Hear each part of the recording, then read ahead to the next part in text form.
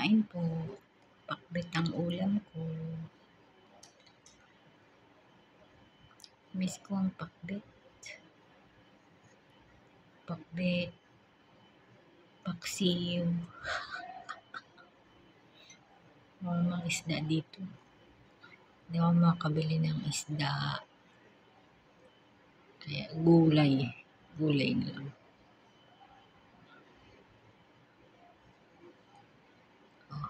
Ampalaya.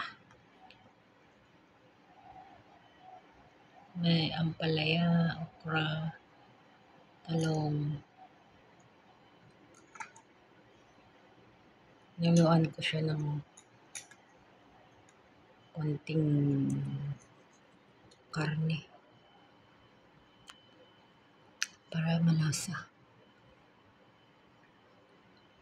Pero ang pinakagusto ko ay ito. Ampalaya.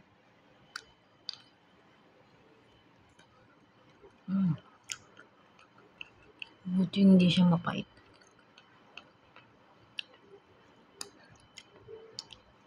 Sarap niya.